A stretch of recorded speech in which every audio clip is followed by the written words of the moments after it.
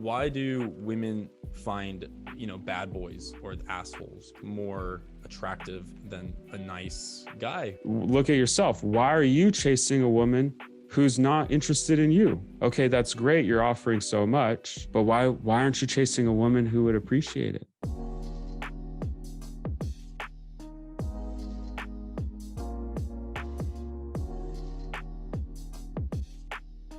What's up, guys? Pleasure to have you all here. My name is Danny, and I have with me today a friend who we have connected through Instagram. His name is Daniel Robertson, and he is an attorney turned relationship coach. And I am a dating coach, and we're both focusing on, everybody, but in this little episode, we're probably going to focus more on men, because God knows we need it. So, Daniel, do you want to give us a quick little introduction, brother, about, how you got started into this work and a little bit of your journey? And I want to hear specifically what the turning point was for you when you were like, okay, I need to start focusing on relationships. Interesting. Okay, well, I don't want to spend too much time talking about me because I want to really dive into some content that would be valuable for our audience. And I really appreciate a chance to chat with you, Danny. We've been, connecting over Instagram for a while. I love your content, love what you're doing, and we resonate a lot. So, this is a good opportunity to talk to men because we've both lived the experience and seen the challenges and had a lot of success in figuring out ways to overcome a lot of the challenges. So whether that's, dating, relationships, I've personally been married and had gone through divorce. And so I can speak from that angle.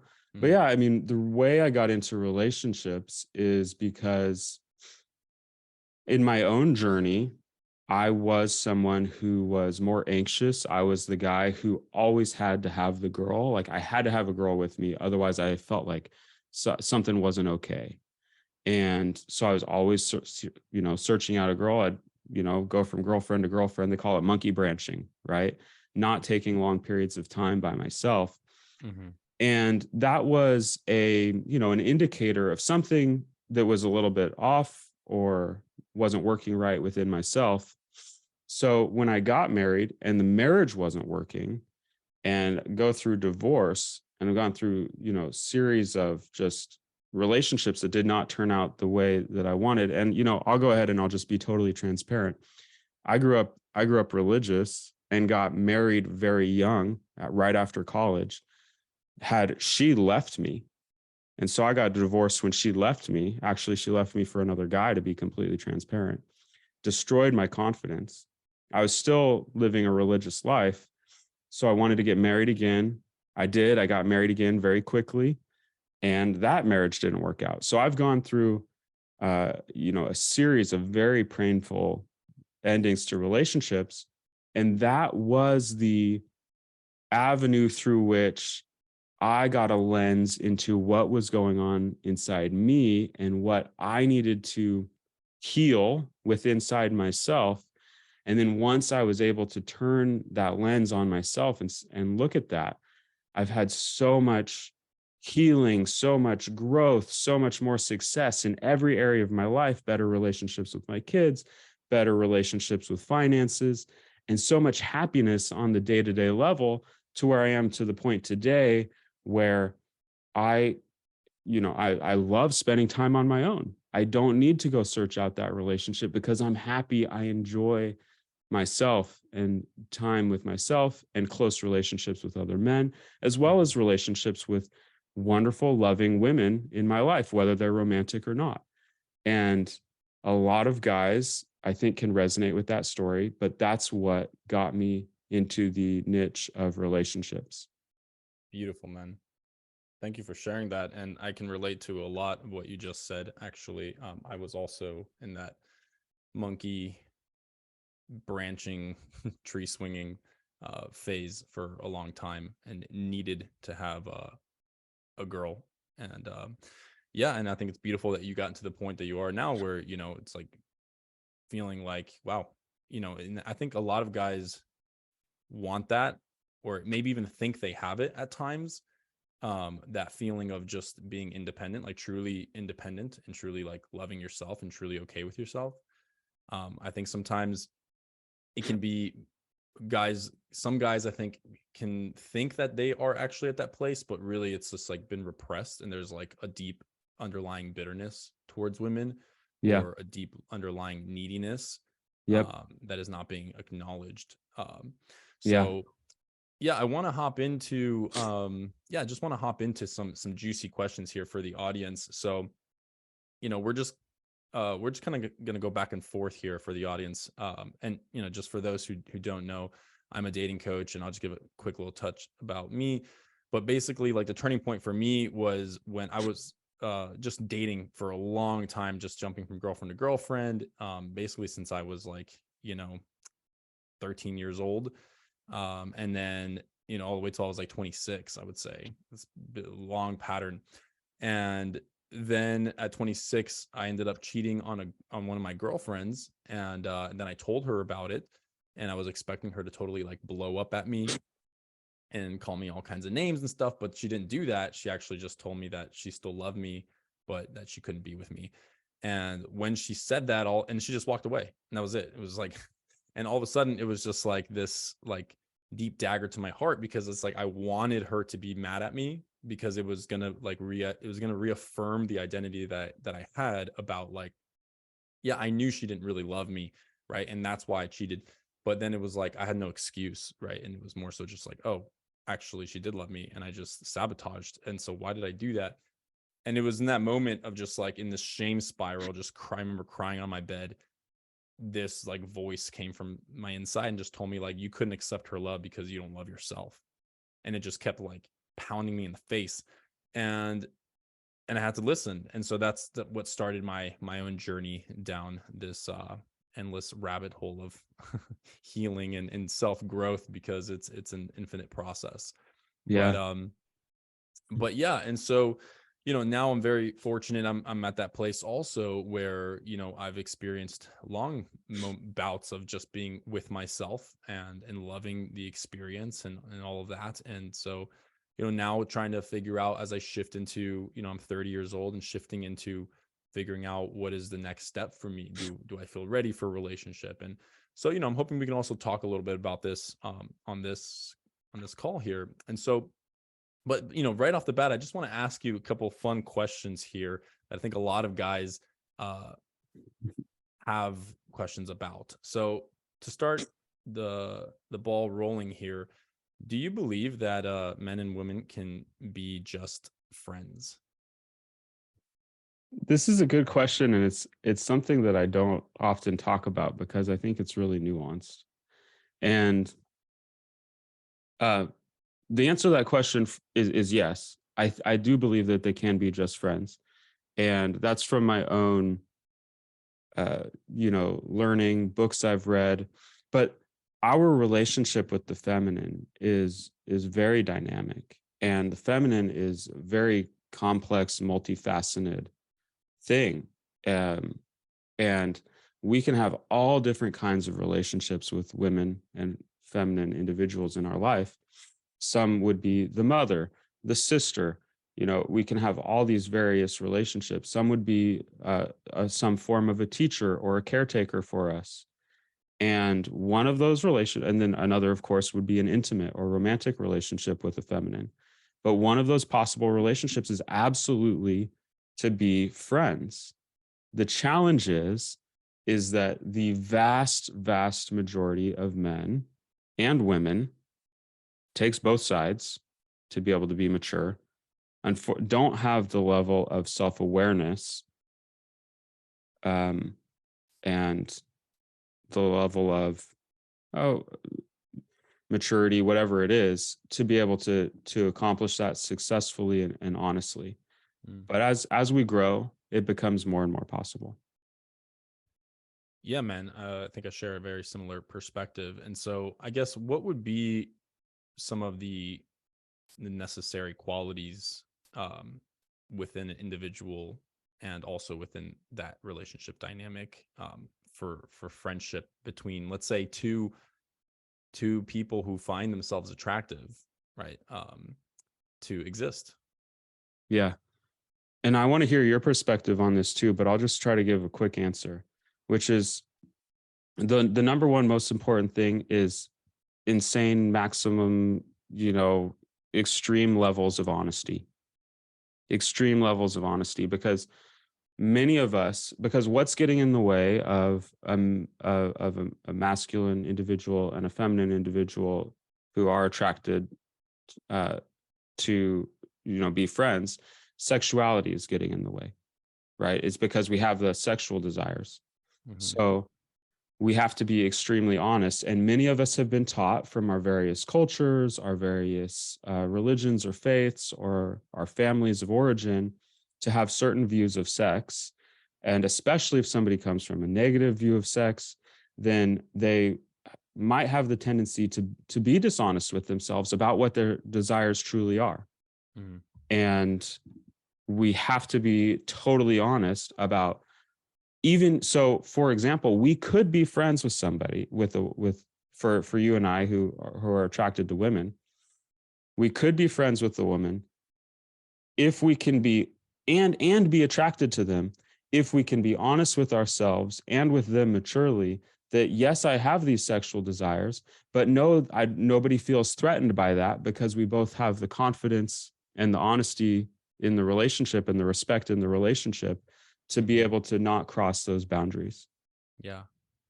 Yeah, absolutely, man. I resonate with that. And I think also, like, I would add to that, which is like a little bit of prudence as well, because, and not relying on willpower, Yeah. I think even with all of that, in the end, we're still human, and Yeah. you don't want to put yourself in a tempting situation or something. It's like, maybe you get out of a relationship and it's a terrible heartbreak or whatever, and then you've been drinking a little bit, and then you don't want to be calling her up and being like, I need a friend right now, if you know that you're in a vulnerable space, and hopefully, one person if one person falters, the other person can hold that other person accountable. I guess it would be when both people are vulnerable, so to speak. Absolutely. But great points. Yeah, man, I have one more question for you, and then I'll let you kind of ask me and grill me. But now, from sort of the other perspective, because in this case, we're talking about, like, can women and men be just friends? And I think most guys, though, aren't looking to just be friends. So Right. as far as, like, actually, getting and attracting a woman, this is a very common question that I get, and that I think a lot of people, or is on a lot of people's minds, which is, why, I actually just had a friend ask me this yesterday. Why, why do women find, bad boys, or the assholes, so to speak, like, more attractive than like a nice guy who genuinely cares about her, right? And why is she more attracted to this dude that seems to not care about her on the surface, and seems to be emotionally unavailable, and then denies this guy who wants to give her the whole world? Yeah. That's really good. And I want to get your thoughts on this too. But this is, such a common question. And there's two aspects to it. There's her aspect and his aspect, from what I can see. So her aspect, because the man who's asking this question is asking a question. He's focused on understanding her better, not necessarily focused on understanding himself better yet. Right. So he's asking this question, why is she doing this? Okay. Well, why is she attracted to that? It's the same reason why guys are attracted to women who don't treat them well. And the reason is well, because when we are, I'm just gonna give my transparent, honest opinion about this. I do believe this goes back to our childhood, because when we were children, we get imprinted on, we have a certain blueprint for what we expect love to be like and to feel like. And so our primary caregivers, inevitably, even if they do love us, even if they're 99% great, inevitably we have hurts, we have unmet needs, something doesn't connect right, and it can be on quite a spectrum. And if those unmet needs, those hurts are not healed, then I believe it's subconsciously or unconsciously, we are then attracted to somebody who's going to recreate that situation, because subconsciously our body wants to heal that. And so we find somebody who can recreate that situation. So we find somebody who, oh yeah, this is what is familiar to me in terms of what love feels like. And our subconscious is drawn to that because it wants the opportunity to recreate it and have a different experience. For example, when I was a child, I'm just using a hypothetical, not about myself, but when I was a child, I tried to get my father's attention, and he wouldn't give me attention. So now as an adult, I find myself chasing guys who I want their attention and they won't give me attention. And I'm hoping that I'm going to get a different result, because if I'm able to get a different result, I will feel better. Right. And so if we're aware that that's what's going on, we're in a great position. But if we're not aware that that's going on, we're just going to keep repeating the same thing over and over again. Now, let me just say one thing. So that's why the woman might be attracted to the a-hole. And then maybe there's a guy who's like, I'm offering to treat her so nice. Okay, well, dude, look at yourself. Why are you chasing a woman who's not interested in you? And it's the same basic reason. He needs to take a look at himself as well, and think, okay, that's great, you're offering so much, but why aren't you chasing a woman who would appreciate it?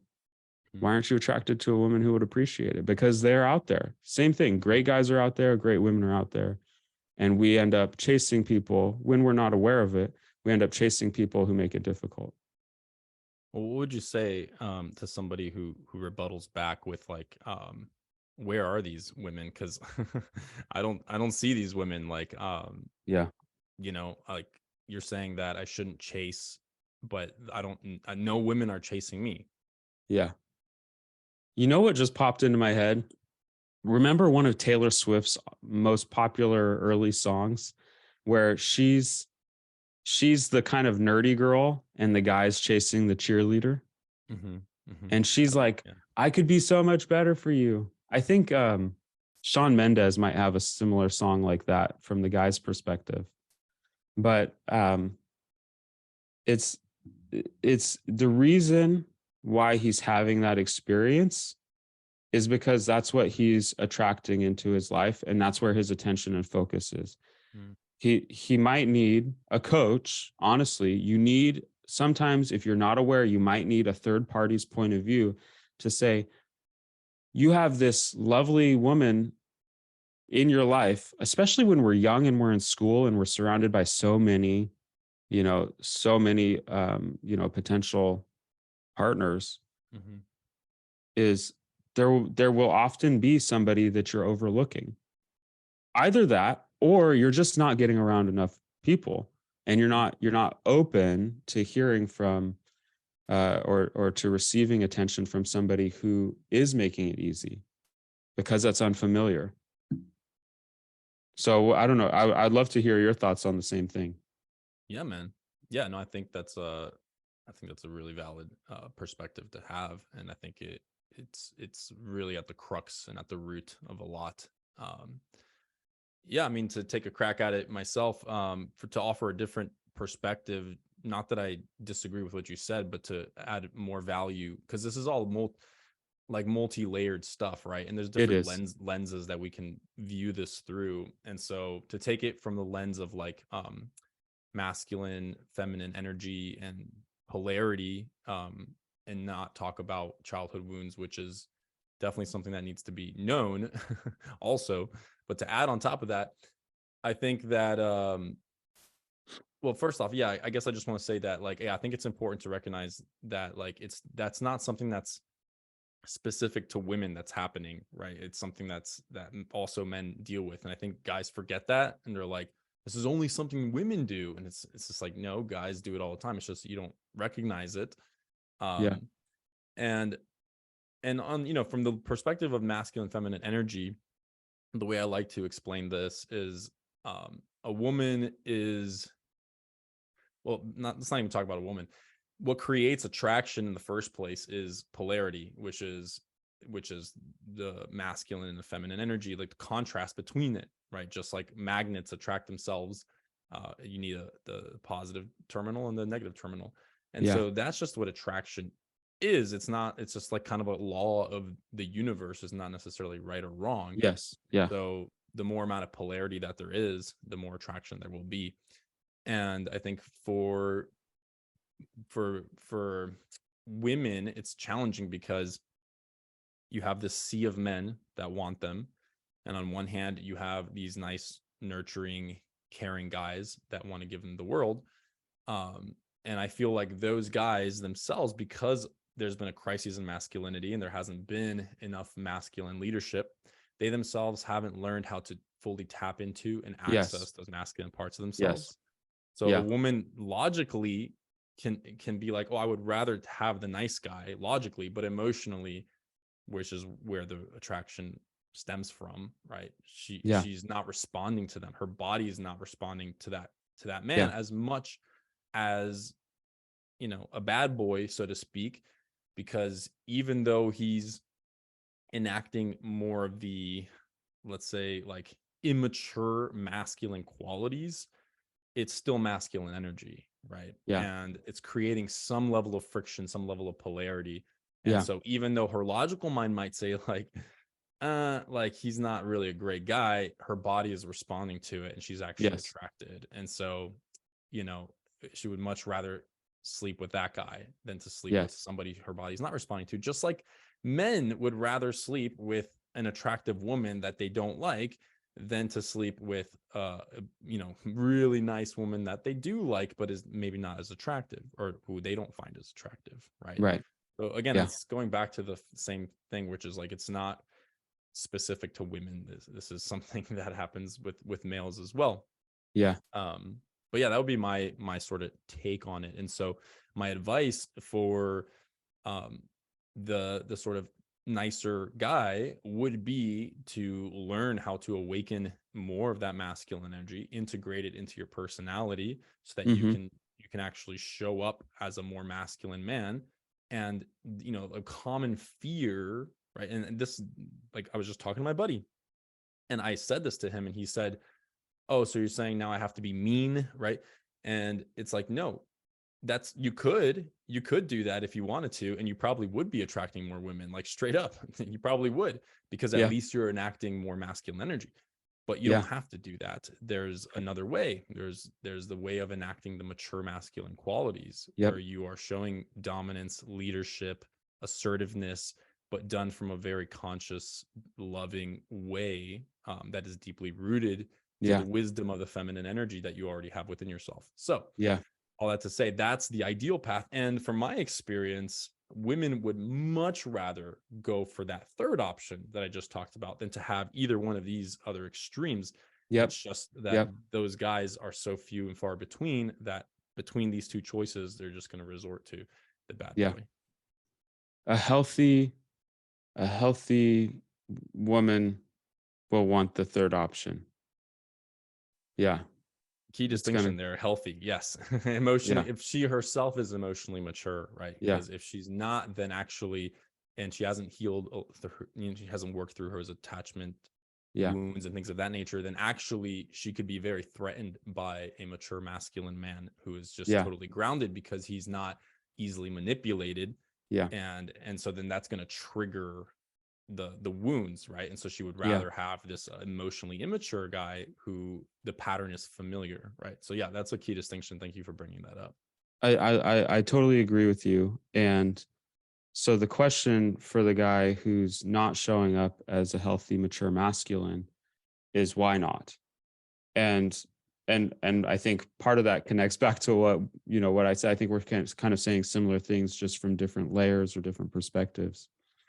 But the other thing I want to say just really quickly, because what I said earlier could be received as pretty harsh, potentially, by somebody, or like, I don't, I'm not empathizing with their position. And I just want to Mhm. recognize there is no shame in this. Like, none of us have been taught how to do this. Nobody taught us. So now here we are as adults trying to figure this out. And if any guy's in that situation where they're trying to figure out, there's no shame. There's no shame. We're on a journey. We've got to learn, and we just learn at different points. Absolutely, man. Yeah, I don't think what you said was harsh, but if somebody received it that way, who knows? Maybe they needed a little extra harshness to wake them up. Who knows? A good coach is going to push you. Exactly, man. Do you have any other questions for me, or do you want me to ask you one? Yeah, I think your questions are great. Let's go with another one. Cool. Oh yeah, and I guess to respond, I didn't even respond back to the other one, the women and men being friends. I think you were spot on with that. Yeah, I think, I already said, actually, yeah, I did respond. I said the only thing I would add is that prudence, just making sure both people are not in a vulnerable state. Prudence, yeah. That's a great point. And yeah, so here's an interesting one. What would you say is more spiritually evolved? Polyamory, monogamy, or abstinence? Okay. I'll just give a short answer. None of the above. It has nothing to do with spiritual evolution. It's your choice at your point in your journey. What do you think? Cool.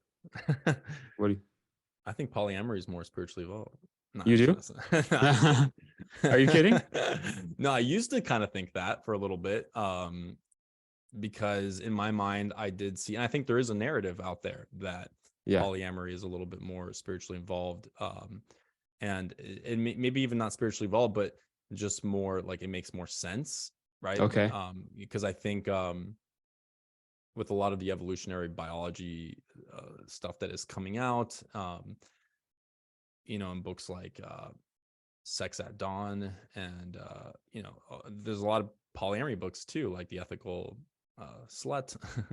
I read one called More Than Two, and it's like there's this narrative of like going contrary to what our biology wants, and that monogamy is going contrary to that, and that we should sort of expand into the polyamorous mindset, and maybe even this implicit narrative that like as we evolve spiritually, like we become less selfish, and so the need to possess, the need to control somebody is relinquished, and therefore we can enter this state of just basically having unconditional love for everybody, non-attachment, and we can just sleep around and not and work through feelings of jealousy, and it's all good. So I'm curious, what are your thoughts on that? You bring up a great point, and I see where that perspective is coming from. And so the thing is, to me, so here's the confusion. Most of us have been taught through society, we're in the United States, so I'll try to limit it to that perspective and not try to say I know everything about the whole world. But in the United States, society really promotes marriage. Now, our concept of marriage is we are putting a set of parameters around this relationship with very strict rules. And we're saying, this is what love is having a set of parameters and very strict rules. And essentially, why do we want these rules? Because what I'm about to say is probably more controversial than I realize, but because it's based in fear, it's based in the need to control somebody, because for a lot of people, the absolute worst fear in their life is that their partner would cheat on them. I don't live with fear that my partner will cheat on me anymore. It's like I went through that in the past and it was extremely painful, but it was because I was attached to this certain concept of what this relationship was. And a lot of people, I might be losing some people in the audience. I don't know. Like they might think, but let's keep the ones that are interested. Yeah, that's right. So yes, the biggest thing is that when we need to learn the difference between what love is and what attachment is. And attachment, if we're trying to put controls on somebody, we're trying to control them, we feel the need to change them, we think that they better not leave us, that's all attachment. That's all attachment. And if we want to experience love, love is letting somebody be free. So if somebody's in my life, now I could be in a committed monogamous relationship that's not necessarily a marriage. It might not be a government sanctioned marriage, but maybe I could be in a committed monogamous relationship. And and if they choose to leave, are they betraying me because they made a commitment to be with me? Like what does love say? Love says, you are free. Did it hurt me? Yes. I love myself, so I recognize that it hurt me when you left. But am I going to hold resentment against them because they left? I'm gonna choose to stand in love and allow them to leave. So that's where the confusion comes in. Now, I think where you and I might have a subtle difference is that I believe that people can, if they're conscious, they can be in love, not in love, but they can be standing in love rather than attachment in a committed monogamous relationship and being honest about what that is. And it creates a wonderful opportunity for one another to support each other in their own spiritual evolution for an entire lifetime. Does polyamory, so one of the advantages of polyamory is that you are letting go of that attachment and that need to control another person in a major way. And so that can fuel your spiritual evolution as well. Mm-hmm. So I think it's maybe just a tiny subtle difference there, but I see your perspective, and let me know, your thoughts and reactions to what I just said. For sure, man. Well, first off, like, I'm just playing devil's advocate. I'm not saying that was my perspective or anything. Sure. And kind of where I used to be, maybe a few, I don't even know if I even held that belief for a long time. I think I kind of played with it and chewed on it for a little while. And I was like, oh yeah, maybe polyamory is more spiritually involved. But yeah, if anything, I would say I feel like I'm learning, the more I learn, I think the ultimate truth is what you said. Like, there isn't one that's more spiritually evolved. It just depends on what you need in the moment that you need it, and what you want to experience in this life. And I think all three, monogamy, polyamory, or abstinence, can be their own unique paths towards, self-realization and growth and all of that. And my ego part wants to say that, like, I actually feel like almost committed relationships are more spiritually evolved, just because I almost feel like they're the hardest somehow. Yep. Because committing to a single person, and because it's sort of like consciously choosing. Yeah, I think it takes the most amount of commitment, in a way. And although, committing to being absent is also a pretty big commitment, but it's sort of like walking the middle path in a way, where it's like one is like totally shut off, the other one is like totally open, and then monogamy is like, okay, walking this fine line in between. And the way I think about it is like you're sort of like, kind of, it's like a mixture of both, right? And so it's almost like you are like trying to be spiritual and working on your spirituality while also being of the world. And so it's like a very integrated path in a way. So anyways, I guess that's sort of where my perspective is at as far as that. But maybe we talk about the abstinence scenario, because I didn't even really touch on that. Do you think there is an element of abstinence for a period, or possibly for a lifetime, could be more spiritually evolved? Or if somebody thinks that, where are they coming from?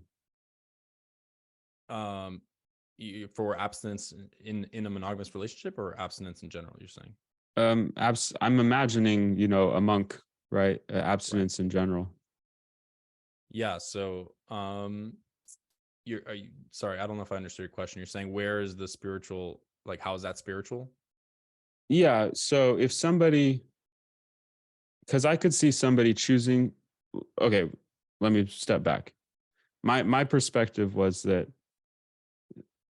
none of these are more spiritually evolved than the other. It depends on your spiritual evolution is separate. So you could be spiritually evolved and abstinent. But I also think somebody could be abstinent and, I'll be frank, deceiving themselves. So it could be either. It could be either. So how can I formulate the question?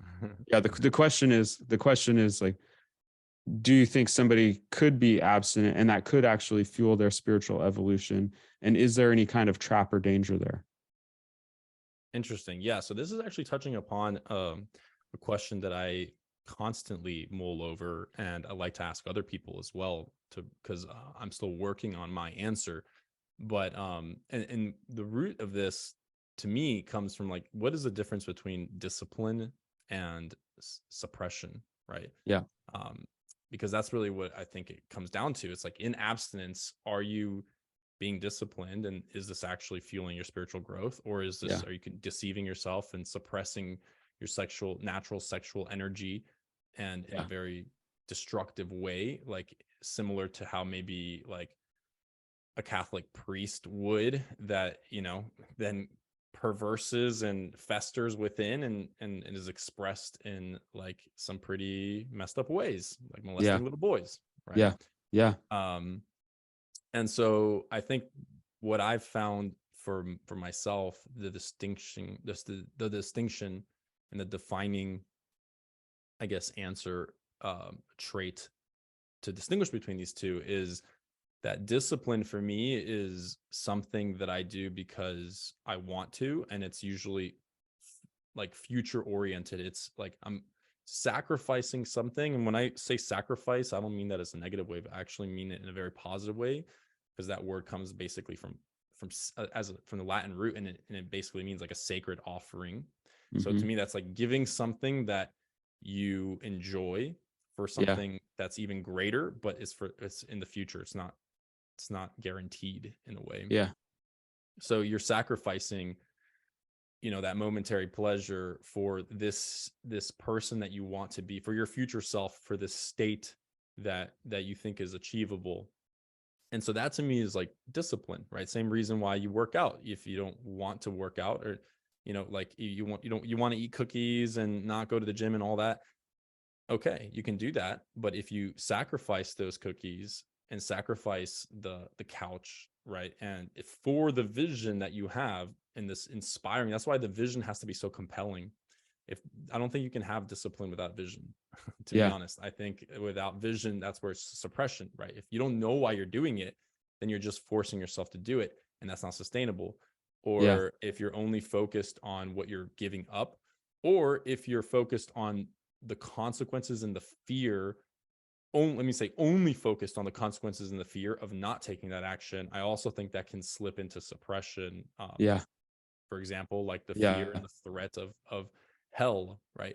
Like, that's a very driving, like burning in hell in a lake of fire for eternity. That's a pretty bad consequence. Like I would feel very obligated to do things to avoid that. And that was me as an adolescent. Same, man. Same. I think a lot of us go through that.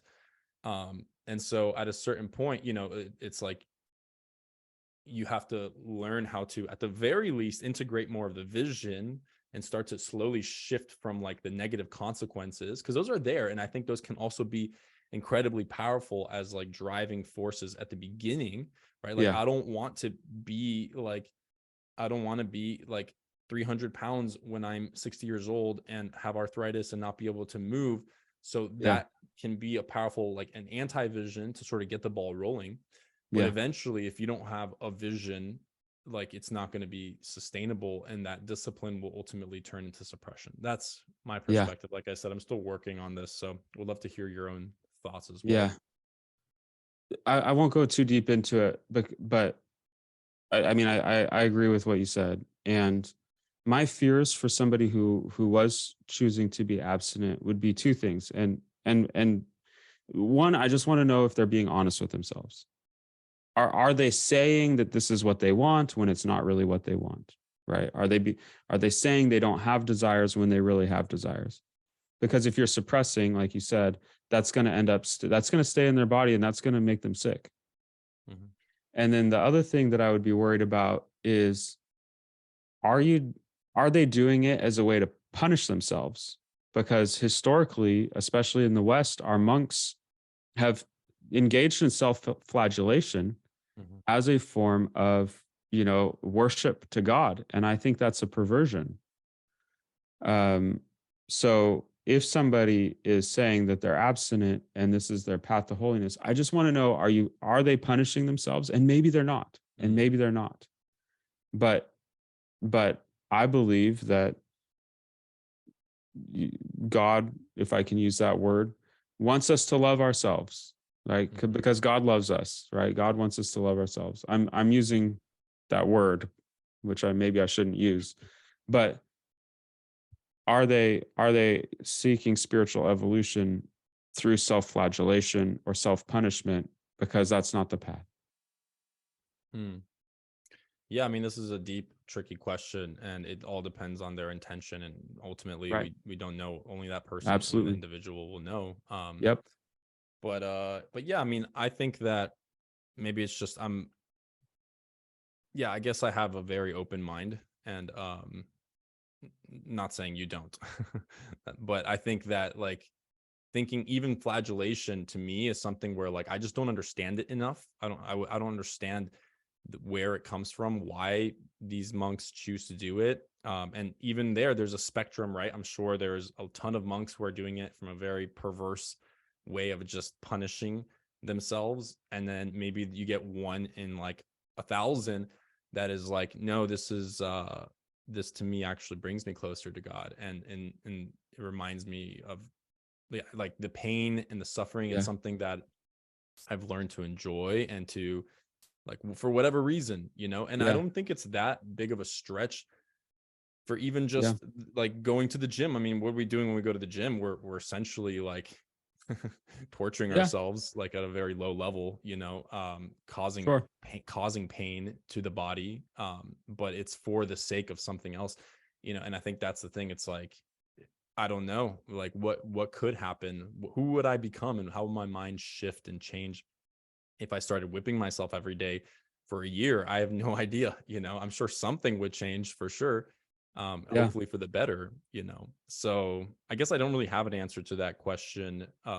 But like you said, the number one thing is really self-honesty. Not even honesty to others. Like I'm even open to lying. I think there's a huge thing about radical honesty, and like I think radical honesty is definitely important, and I'm not advocating that you lie, but I think there are certain situations where lying actually probably is required, right? And those, I'm not going to go into all those situations. I think we all kind of know what I'm talking about. But I think never lying to yourself is more important than never lying to somebody else, and that is the hardest thing to do, because the ego is so tricky. And so even like it takes a massive amount of awareness. And even then, like, even when I think I want something or think I know something, there's always a little piece of me that's like, am I, like, could I be deluding myself? Like, something feels weird. And, that's the best that we can do. We just got to move forward. And oftentimes, we will discover more of those blind spots. It's just inevitable. Yeah. I appreciate that. That's a very open-minded perspective. You're making me think again. Awesome, man. Can I ask you a question now? Absolutely, bro. Okay, so because we're almost to 50, well, maybe around 40 minutes at this point. So maybe one more question each, and then wrap it up a little bit. Wrap it up. Yeah, appreciate the audience who's joining us. I want to hear around. from. Yeah, If anybody's here, like, leave us a comment. Let us know. We're glad to have you here. So here's my question to you. I was just speaking with a coach. Her name's on Instagram, it's Antonia Intuitive. And I asked her, I was asking her about challenges that women face with men, that heterosexual women face with men. And she framed it in two ways, which was, one, we've got the more anxious, preoccupied types, the more nice guy types, um, who we kind of talked about and touched on earlier. They're a little bit more needy, a little bit more clingy, Mm-hmm. and that can have its set of challenges. And then she talked about the another side, which would be the guys who are less emotionally available, Mm-hmm. potentially avoiding a little bit more. And so, since we talked earlier about the guys who are maybe potentially on the little more anxious side, I'd say, what advice do you have when you're working with guys who are not as emotionally available? Maybe they've gotten into relationships and their girlfriends are saying like, "You're not present. I want to feel connected to you." Mm. This kind of thing, or they want more commitment and love from them, and they're like, Yeah. "This girl is just bugging me. Why can't she just relax?" Mm. But maybe, you know, sometimes maybe the girl is asking for a lot, and then sometimes she's just asking for, more love and connection. And what do you say to those guys who are getting that experience and who want to work on it and want to become more emotionally available for their partners? Yeah, man, great question. First of all, I just want to say that I've met nice guys who are anxious and also avoidant, and so I think like yeah, I think you can be a nice guy and also have avoidant tendencies. Interesting. Yeah. Yeah, I think it's less common, but I think it does exist, and I have seen it. Hmm. Interesting. If anything, I think like I feel like I kind of fell into a little bit of that as well, and it's strange. It seems counterintuitive, and it is, but it can manifest as well. But Yeah. that's kind of a different topic. But to answer your question, yeah. So I think that what I would say first off is that understand that if you do have more avoidant tendencies, then your partner's probably has more anxious tendencies.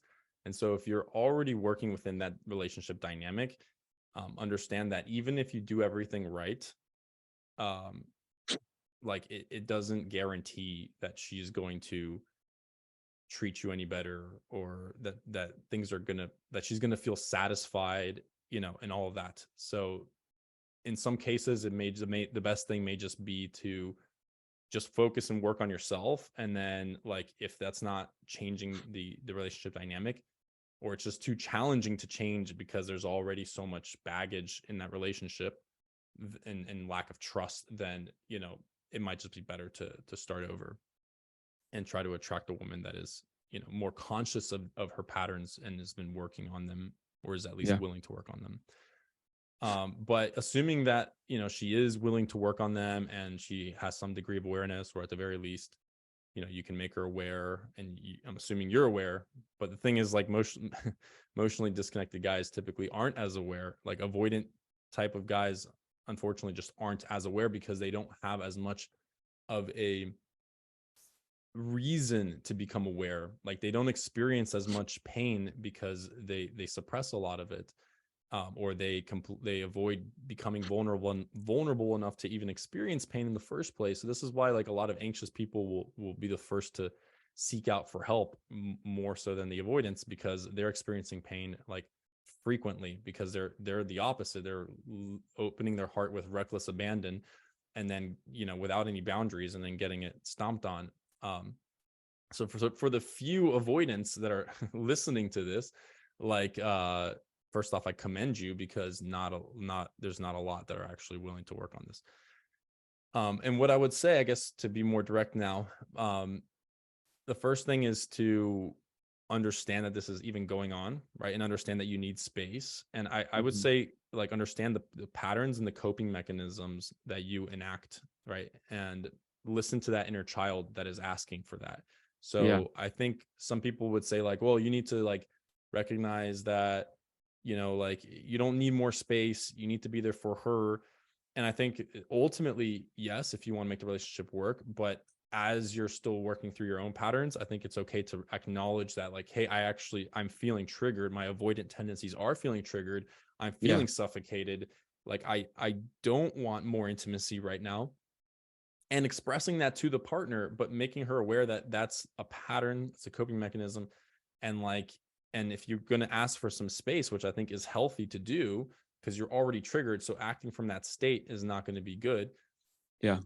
To take some space, but to let her know that, like, hey, the reason I am doing this is actually for the betterment of the relationship, because from this Yeah. state right now, I can't see the situation clearly. My inner child is triggered. It feels suffocated. It feels overwhelmed. And it Yeah. needs a little bit of time to like regroup and, Yeah. like maybe put a date on it so that she can feel safe, because like Mhm. she's not going to feel safe probably. Like she's going to be that's going to trigger her anxious tendencies, is for you to pull away.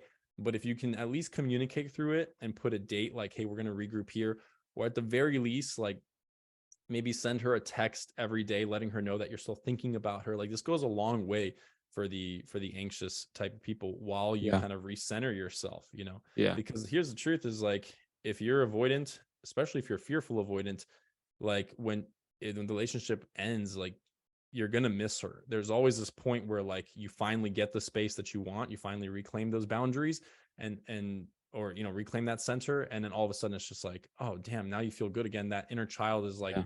been soothed, it has its needs been taken care of, and so then it's all of a sudden that vacuum forms again. It's like, oh, like damn, what did I do?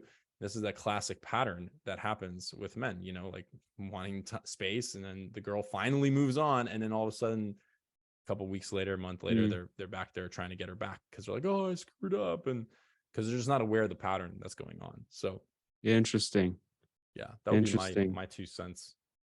I really appreciate your perspective on this, because it's not something that I personally have experienced.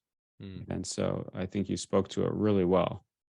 Um, but yeah, I'll just add one tip. If somebody is working on becoming more emotionally available and they are feeling uncomfortable with the amount of closeness in the relationship, or with how much their partner is asking for, I'd say try try to just sit in the discomfort a little bit, just a little bit longer. Acclimate little by little. Mhm. And I would just say, just take it step by step and see if you feel Sure. okay. And yeah, the advice and the thoughts that you shared were really good. Um, Yeah, and I think like what you're saying is spot on too. Like that should be there for sure. And I think it just depends on what level of like triggeredness you are. yeah, Um, like the reason I offered that perspective is more empathizing to the avoidance, because I think typically is almost like and I've been guilty of this myself. Like there's almost like a judgment more of the avoidance, because they're the ones that are like, oh yeah, no. And there's like a sympathizing for the anxious and being like, oh, yes, poor them. But really it's like they're both on equal playing fields here. Like, they both yeah, have wounds that are being expressed in different ways.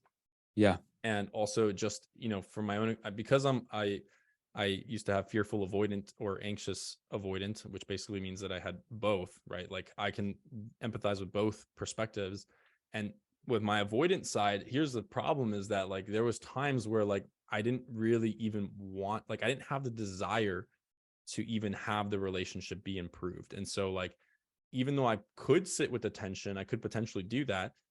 I would be like, well, why though? I don't even want the relationship to like continue, right? And so if you're already at that place, then it's just better to take some space for yeah, for a moment to kind of like to let that desire arise again, to want to work on the relationship.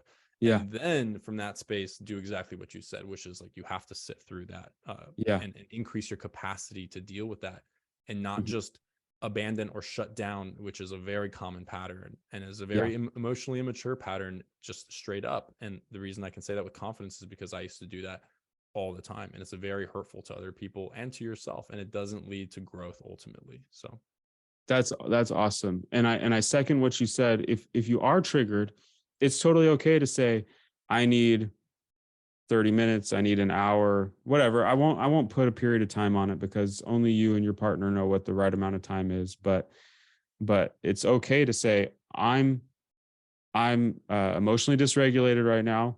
I need to take a break. We'll come back and finish the conversation at this time. mhm. So they know that you're coming back. Yeah. Because unfortunately, I've seen a pattern far too often where they never come back, they never repair, they sweep it under the rug. And I'm not saying, when I say they, I'm not referring to avoidance. I'm saying the couple. The Mhm. couple does not, does never repairs. They never get Right. to a point where, okay, we resolve what just happened. Exactly. So, Yeah.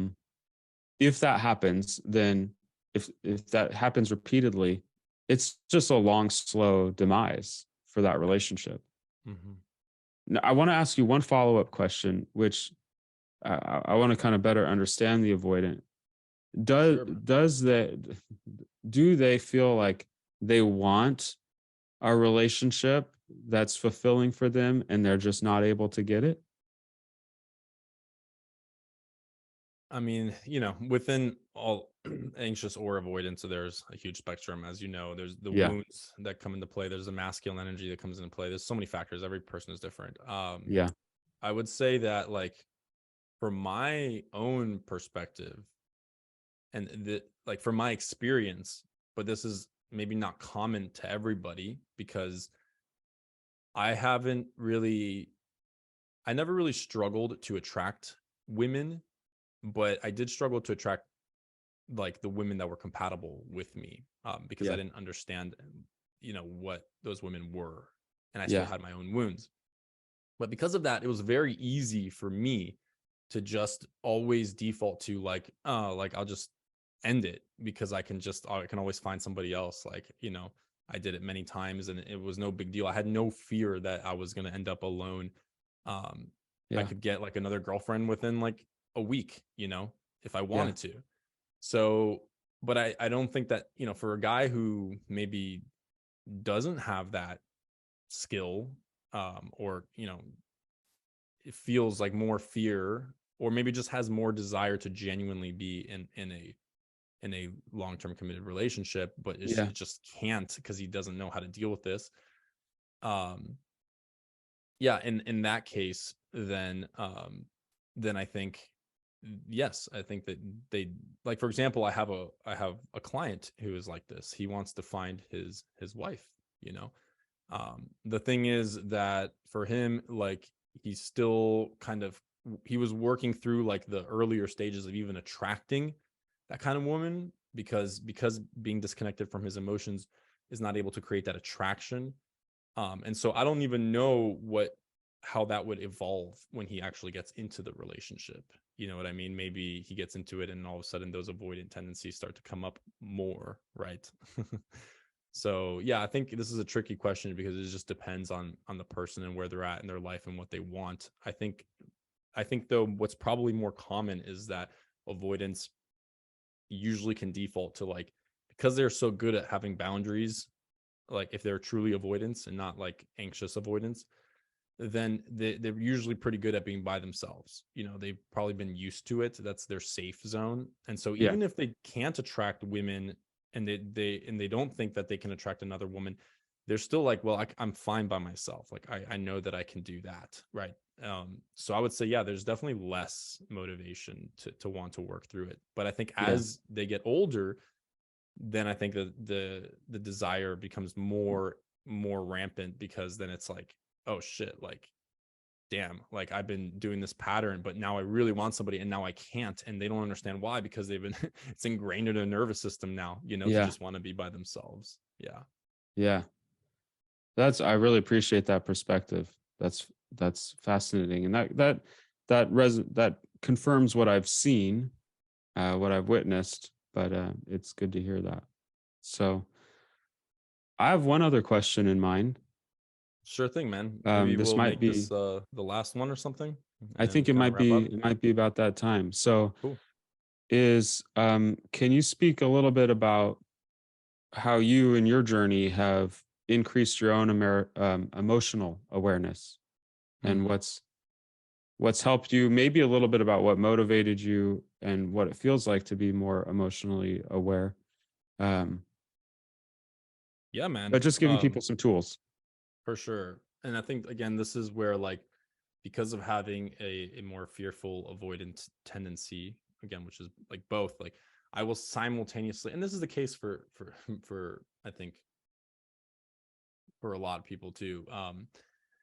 I was simultaneously like an incredibly emotional child and teenager, and still am. I'm deeply emotional. I think more than people even realize. I feel emotions so deeply. um I've just gotten so good at knowing how to process them now, and not letting them actually like overtake me, so like withstanding the emotional storm and still just being centered, right? But that was not me for a very long time. I would get totally overwhelmed, specifically by apathy. That was a big one for me, and then that would lead to like depression, anxiety. I mean, I'm still dealing with anxiety now. I just have so much courage and self trust that I act in spite of my anxiety. Even for preparing for this call, like as soon as we started recording, I felt the anxiety come up and being like, oh, you know, and it's just like, well, fuck it. Like, let's just go, like, what am I going Yeah. to do? And I think that's like, there's an importance to know that, I think, for guys, that like, it's not about like never feeling emotions again. Like that's never going to happen, Yeah. unless you totally numb yourself, right? And which is what a lot of people do. But even then you're still feeling stuff. It's just like very low level, like, highly repressed and stuff. But the key is actually to learn how to feel deeper, right? To learn how to feel more, but to withstand your capacity or your emotional bandwidth, so to speak, to process that so that you can contain it and just let it pass through you and just endure, right? Just endure it. Yeah. And that gives a lot of strength. That every time that I've experienced some kind of deeply emotional thing, it just builds so much more internal strength and more self-trust, because I'm like, Yeah. damn, like I just went through that. I felt that. Like I didn't run away from it. I just like sat through it and just like give it to me. Like just give it to me, like make it. Yeah. I'll even try to intensify it sometimes. I'm not saying other people have to do that. Maybe I'm slightly masochistic there, but sometimes I'm like, I try to intensify and go into it, Yeah.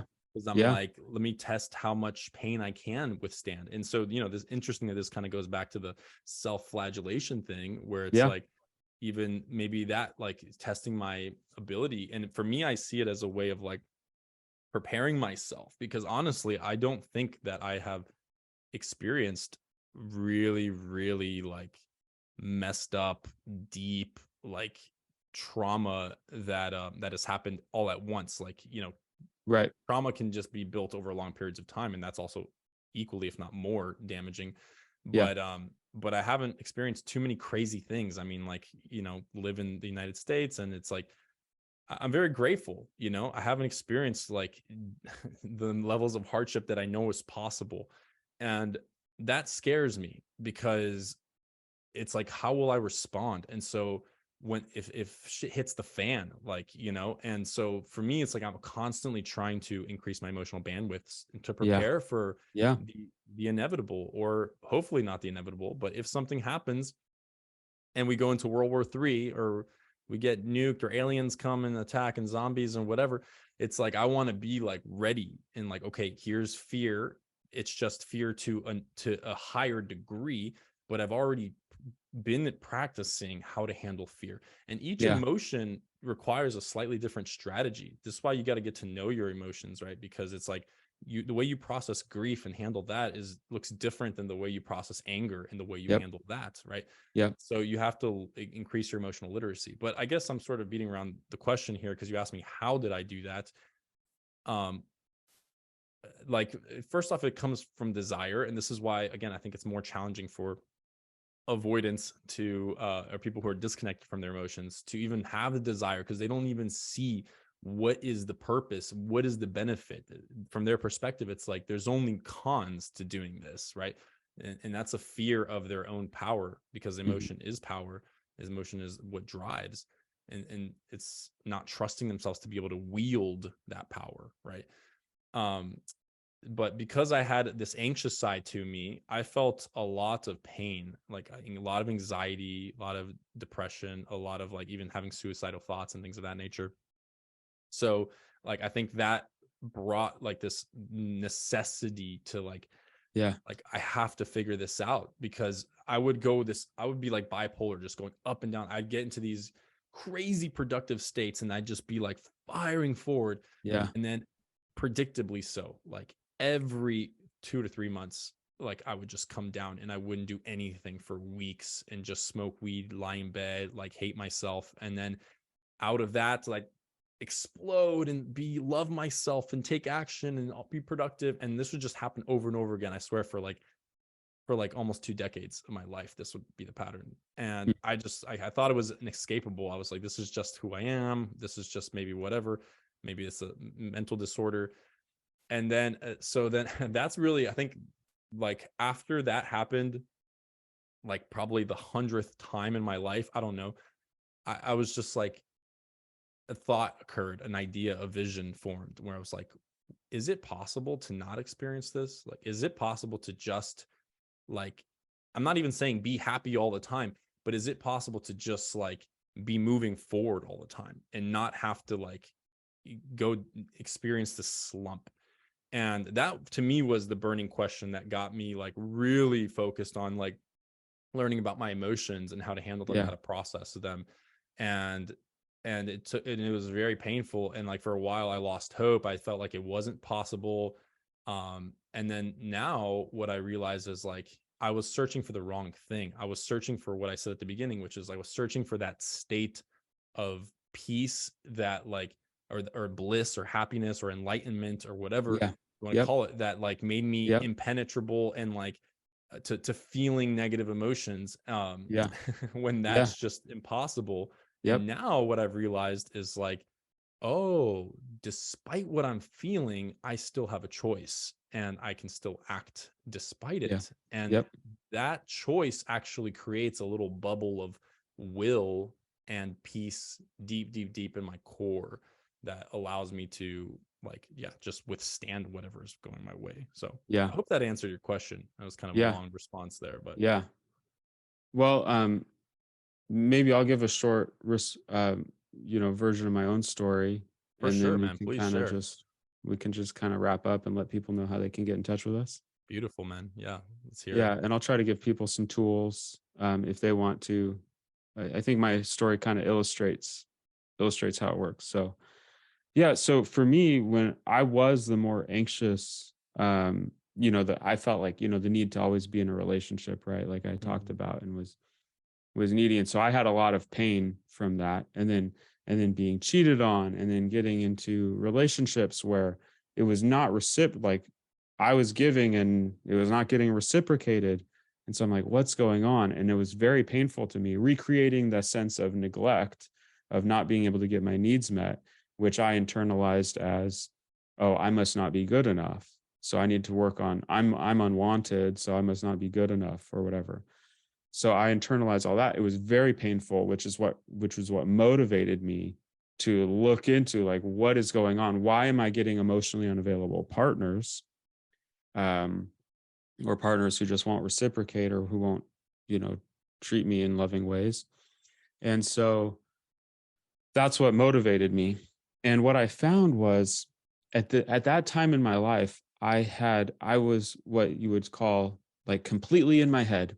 If you hear people describe a guy as he's just completely in his head, that was me. My attention was only on my thoughts. I Mhm. had no awareness of my feelings. Even as a more anxious person, I was avoiding and suppressing my own feelings. And it took me a while. Eventually I realized, okay, I've got a lot of anxiety at one point. And so I was very motivated, but I was totally in my head. And again, my attention was on my thoughts, and I thought my thoughts were true. I didn't think, I was like, well, why would I think it if it wasn't true? And I would just talk about everything needs to be logical. If things could just be logical, the world would be fine if everything was logical. Mhm. And I hear a lot of guys say this stuff to me. I heard a guy recently told me, he said that the word emotion is kind of a buzzword these days.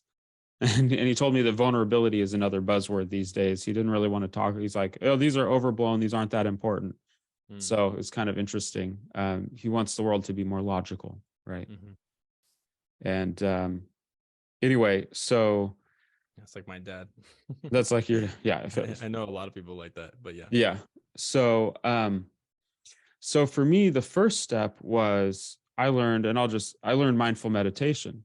And that brought awareness to my thoughts. So I was no longer identified with my thoughts, and I no longer assumed that my thoughts must be true. And I stopped taking my thoughts so seriously. And that created the separation, because now I'm just observing these thoughts. And I could just observe, oh, I'm like, oh, there's a thought. Well, that's a fun, here's a thought. I'm not good enough. I'm not handsome enough. Women don't like me, whatever, these thoughts. And instead of taking them so seriously and dwelling on them, I could say, oh, there's a thought, and there it goes. It's gone. Watch it pass like a cloud. Watch it pass, like a leaf on a stream or like a cloud. And because thoughts are like electric, they can come and go in an instant, right? And that was the first step. But what I did not realize is, because I, like you, was pursuing peace. I saw the guru, the Buddhist monk, sitting on top of a mountain, seemingly in bliss, and maybe he is in bliss, right? And I thought that's what I wanted. I wanted a constant state of peace and bliss. But while I was in that state, I was still suppressing all kinds of things. For me, one of the big things I suppressed anger, I suppressed repression. I suppressed resentment. Suppressed resentment, and I suppressed also grief. And so I found myself repressing these things and not identifying, not realizing, oh, I'm experiencing grief right now because I went through a loss. And I just stuffed it down and put concrete over it. So I wasn't even aware of it. Yeah. Even as the anxious person, I was still avoiding all of these emotions because they're so extremely painful. So I was in that state that I went through my second divorce, extremely painful and traumatic for me. And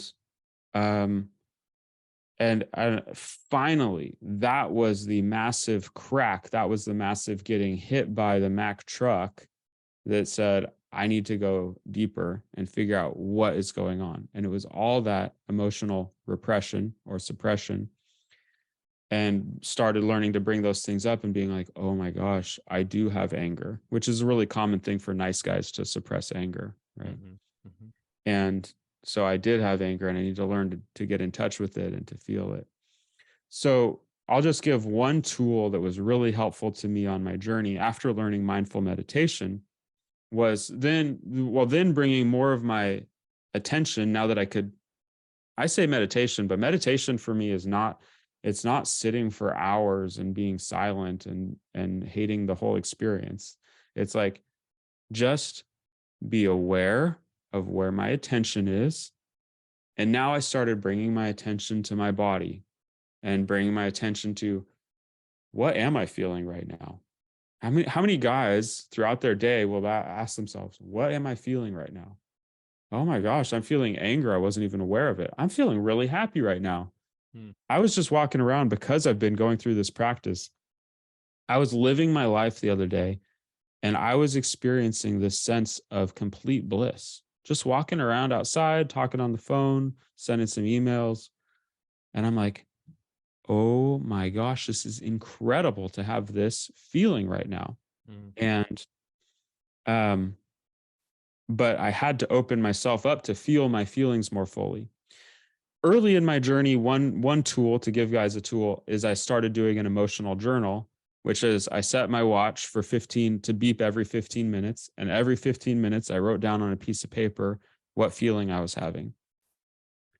And that gave me I only had to do that for a couple weeks, and it gave me tons of awareness about what I'm feeling. And I realized there were feelings there that I was completely unaware of. And at that point, I was even identifying as someone who was no longer anxious. And I was journaling, and I was like, whoa, I was anxious for big portions of my day. So that gave me tons of awareness. And then the benefit for me is, now that I am no longer in my head and I'm actually embodied as a man, I'm actually connected with my emotions. I can be honest with people about how I'm feeling. I talk about how I feel. And I don't feel awkward talking. I don't feel awkward telling a guy, I'm really freaking angry right now. Or, dude, I am so happy right now. This good stuff is happening. Whatever it is, I don't feel awkward about it. I feel confident in myself and my feelings. And it is such a an incredible feeling, an incredible way to live life. I can speak with other women. I can connect with women, like you just feel the emotional connection authentically because I'm being honest, she's being honest. And these experiences I did not have before when I was completely stuck in my head and suppressing my emotions. So for me, the biggest benefit, well, that and it increases my confidence. It's my, like I said, my relationship with my kids is better. My finances are better. My relationships with friends and other men are better. My relationships with women are better. So in all these areas, working on the emotions, bringing up these emotions and learning to deal with them, increase my life in every single way. So if people don't see a benefit, I'm just like, what price would I put on feeling like this? I feel incredible on a daily basis. Even going through, like you said, sometimes I feel sad, sometimes I feel grief, but I don't hate it. Mhm. I accept it for what it is. I said, well, this is another aspect of my human experience, and I love it and I embrace it for what it is. And does it hurt like hell? It hurts like hell. Mhm. But am I going to go through it? And by opening myself up to the grief, I'm also opening myself up to the happiness, the joy, and I get to experience those things too. So life is much richer for it. So I'll just stop there, and I hope that helps other guys kind of understand what that's like.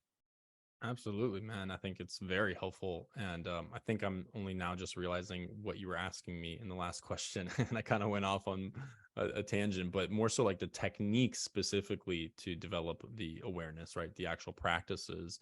So I Yeah, think, yeah, I resonate a lot with the meditation. That's been a huge, that's been huge on my journey.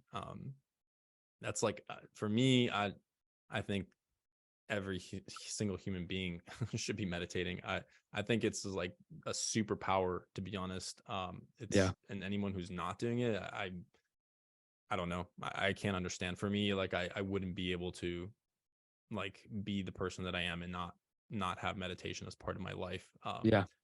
Because It's I've scientific too. You can do brain scans and see that how it impacts our brain. yeah, It's yeah, yeah, it's like, yeah, it's definitely like a superpower. And then also to add to what you were saying, maybe as actually a preliminary step to the emotional check-in, which is also a huge, I mean, that's huge, at least once a day, right? At least once a day, just checking in, how do I feel, right? But as a preliminary step to that, because like in my own work, I find that it all depends on the guy, but um sometimes people don't have just an emotional vocabulary, so they can't even they can't answer that question. They don't know what they're yeah, feeling. They don't have the tools. And so the first step I would say is probably to just increase your emotional vocabulary. A tool that I hmm like for that is the Junto emotional wheel, the hmm Junto emotional yep, wheel. And yep, there's a lot out there. You can just look like, what emotions exist in a human being and look it up and start becoming, like, the way I think about it is like increasing the colors that you have on your palette for yeah, which to like draw on, right, on the canvas of life. Because yeah, if you don't even know, it's like, what color is that? I don't even know what color that is. It's like you're colorblind. And so yeah, it's like learning a new language too, right? Having this vocabulary to be able to actually express the subtleties too. So it's like not just I'm happy, but like maybe I'm joyful, I'm ecstatic, or hmm maybe I'm like, in bliss, and so there's a lot of different range even within like an emotion of like happiness or yeah, sadness. yeah, So, and then once you have like at least a handful of words you can start working with, yeah, then do the emotional check-ins, right? yeah, And yeah, and also paying attention to the sensations, not just like, and I think that's maybe even a better way to start for people that are disconnected from their emotions, is start with the sensations. Like, what does the sensations feel like in your mhm, body? Where do you feel it? Instead of even trying, if some people, because some people literally, like, I ask them, what are you feeling? They don't know how to answer that question. So then yeah, it's okay, well, what are you feeling in your body? What sensations arise? And then it's like, okay, I feel some tightness in my neck or something, yeah, right? hmm That's a good place to start, right? And then is there an yeah, emotion associated with that, right? Where is that coming from? Or what does that sensation arise, um, yeah, or invoke as an emotion? So And then the last tool that I'll share is just a book called Letting Go that talks about emotions. And I love it's a that very, book. yeah, very powerful book. I mean, Hawkins, right? yeah, yeah. Yeah. Richard Hawkins or I think David it's Hawkins? David Hawkins. David Hawkins. Yeah. I was thinking of Richard Dawkins. But yeah. And so like, it's funny because like that, what you were talking about, I think the main thing here to understand, and both you and I went through it, is like what's creating the suffering is not even, it's not the emotions, it's the resistance to the emotions. And so if you can eliminate the resistance, then Yeah. all of a sudden like that peace that you're striving for, actually you can attain it. But it doesn't feel the way that you think it probably is going to feel right Yeah. now, right? If you haven't experienced it, you can only experience what it feels like to be Yeah. in that flow state of just experiencing the entire palette of emotions that life has to offer and the human experience has to offer, and like not resist any of it, right? That might be such a radical, like, how do you do that, right? Well, just know that it's possible.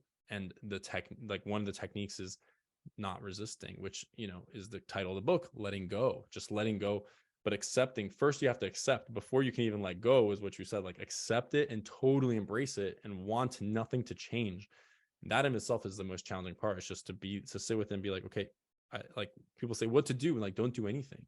In fact, Yeah. invite more of it, allow it to be there. Yeah. People don't want to do that. But from that space, then you can like start to let go just by your awareness. Your awareness itself is like a flashlight that'll just, like a laser that'll just burn it away, Yeah.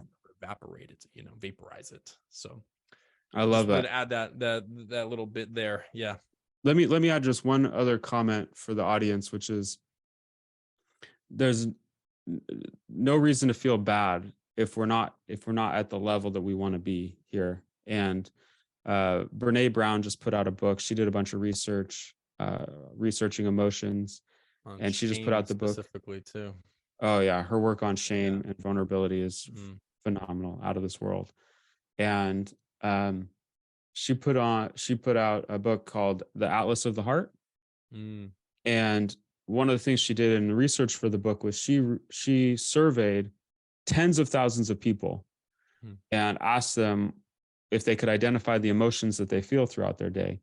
The average person, the vast majority of people, could only identify three emotions: happy, sad, and mad. Mm. And in her book, some people say that there are hundreds of emotions. Some people say that there are only 7 basic emotions or 5 basic emotions. There's the movie Inside Out with Pixar. But um, she, in her book, discusses 87 different emotions and experiences.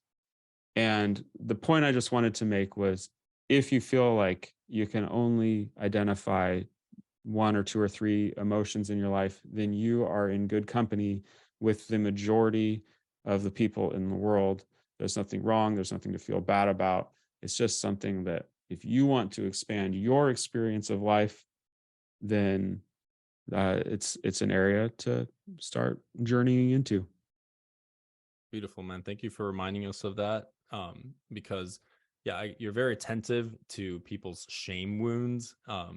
And so like these little, caveats that you give afterwards, and reminding the audience, and myself, all of us, that it's okay to be where we're at, right? And to that the judgment and the shame over where we're at, and even if we're not necessarily where we want to be, like that the shame and the judgment is what's reinforcing the pattern in the first place, right? And Brene Yeah. Brown talks about that. I haven't Yep. read Atlas of the Heart, Of but the heart. I have read well, listen to The Power of Vulnerability, Yeah. and that's a powerful one too. She's amazing. Yeah. But beautiful, man. That's exactly right on point. I couldn't agree more. And with that said, man, I think this is a solid stopping place here, a pausing place until next time. If you guys dug the video, let us know. Let us know if you have any questions. If you like it, like it. If you dislike it, dislike it. We'll take it all. We'll take all Yeah. the Let love. us know what could be better. Yeah, absolutely, man. Thank you, Daniel. Appreciate your time, brother, and your clear wisdom that you've acquired over these years, man, through the direct experience and through also reading and learning and experimenting on yourself. So I really enjoyed this conversation. And where can we find you, bro? So I'm most active on Facebook, which is facebook.com/Daniel William Robertson. That's the best way to get in touch with me. We'll put it in the Uh, description too. Perfect. Perfect. The other way to get in touch with me would be Instagram, which is at Daniel Robertson Online. And I will respond to messages there. And I'm happy to, I'm happy to take complimentary, connection calls, discovery calls to find out where people are at and just to connect and help people go on this journey, man, and help people. So right now, just what I'm working on right now, I've done couples work in the past, which I absolutely love, but the work that I'm doing right now is starting the Courageous Love community. And the Courageous Hmm. Love community is because for those of us who have been through hurt in relationships and we still choose to get up and love again and do our best to love and keep our heart open, that takes courage. Hmm. And so the Courageous Love community is for those people to finally get the love that they've always wanted, whether they're in a relationship or whether they're single now, showing you how to finally get the love that you want. Now, the catch to that is what we've been talking about this whole time, is that it starts with our own self-love, which then makes it possible for us to get the love that we want. So that's what I'm doing now. It's going to be a group coaching community. And so somebody can reach out if they're interested in finding out more about that. Beautiful, man. That sounds awesome, and I love the name, the Courageous Love Community. It's beautiful. Thanks. Yeah, man.